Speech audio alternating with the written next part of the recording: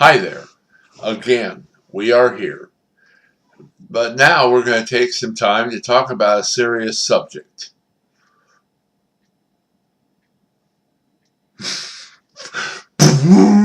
Hello, Mr. DeMille. Is that my close up? Oh my goodness. No, seriously though, folks. I'd like to talk to you about the following paid political announcement. Beverage. Beverage. This is good stuff. Diet Right Pure Zero Cola with NutraSweet. No calories, no nothing. Good stuff. You should try it sometime. Go to your local supermarket and ask for Diet Right Pure Zero Cola. And now another thing that has come to my attention that I would like to bring to your attention. I didn't know crows were smart.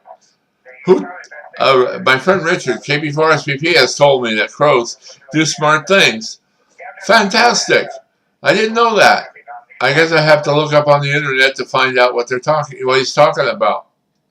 I'm also here to tell you too.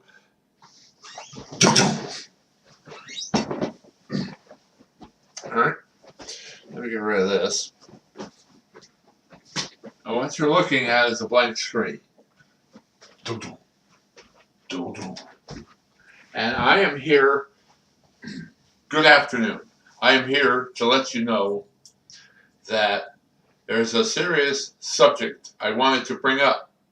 It's called good etiquette. Good etiquette is a subject that is not usually discussed on videos. Good etiquette is when you say, excuse me, if you fart, if you are tea, or you say, excuse me, if you gotta leave the table, dining room table, and you say, excuse me, if you gotta leave the room. Good etiquette is something that people Good etiquette is something that people take for granted. When I was growing up as a young kid, my Italian grandparents always said, say excuse me, use a napkin, and say excuse me when you leave the table, and always finish all your food. Even though the vegetables that they served you didn't like, you still had good etiquette and you ate them. That is good etiquette. And now, another word from another fine sponsor from whom we need to know.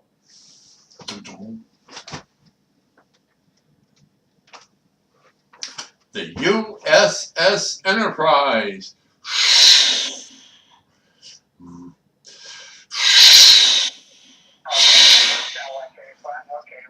Warp speed.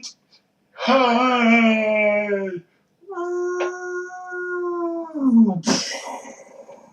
And now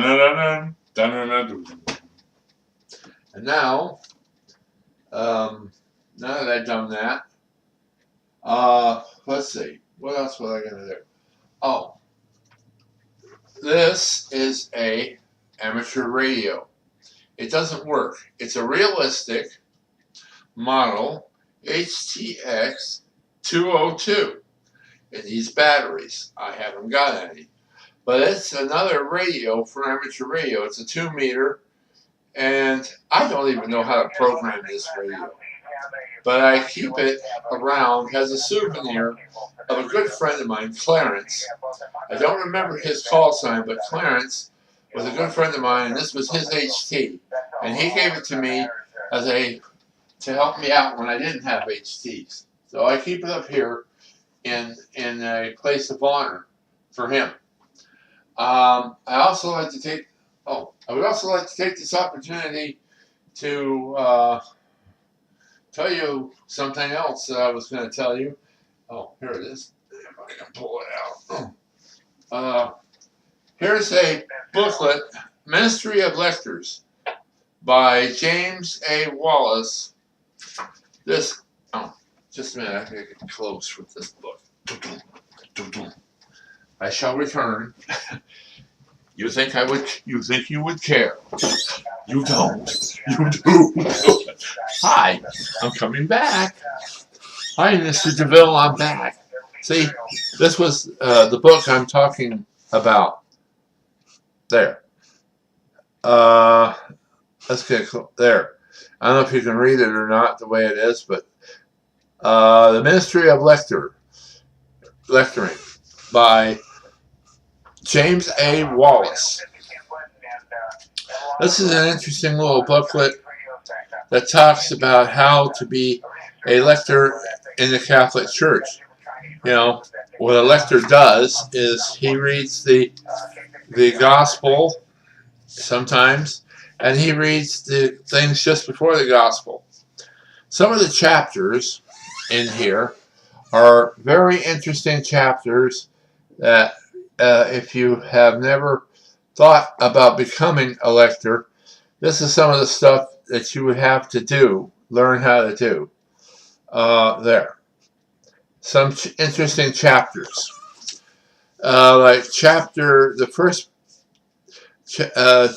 preface, chapter 7. It says, revering the lector, appreciated the lecternalism was the Feast of Epiphanies. The church was almost full. He was a pleasant-looking man, neatly dressed and well poised. As he began to read, I slipped back into a priest's chair, to hear the words of the prophet Isaiah. All was preaching as unusual when tragedy struck. In a immense clear voice, the lector was proclaiming, the cavern of Carmel still shall fill you. And that's just a little bit about this book. So if you get a chance to go to your Christian bookstore, take a chance to read this book, How to Become a Lector, or I should say, The Ministry of a Lector, by this gentleman. See, he's got a nice picture. Better than me. Anyway, so otherwise, the next couple of topics we're going to talk about, I'm making this a little longer because the next couple of topics I want to talk about is, I talked about etiquette. I did? Good. I talked about etiquette. I talked about how to become a lector. And I'm looking at the book here, and I'm trying to find a chapter that I can explain something to you about. You know, there's a lot of knowledge in books. If you read a good book or you read a good pamphlet, this is what you call a mini book. This book was, let's see, since lectors proclaim not just any word, but the Word of God, it is central that they have developed the skills representing communicating God's message. I think that's what it says right there. Take a look at that. That's what it says right there. So be sure to get this book. There was something else I was going to talk to you about, and I was made a moderator of our coffee shop. Now you might say to yourself, what's that got to do with what we're talking about? It has a lot to do with what we're talking about, because it takes good manners and it's good skills to be a thing. Good night for NBC News.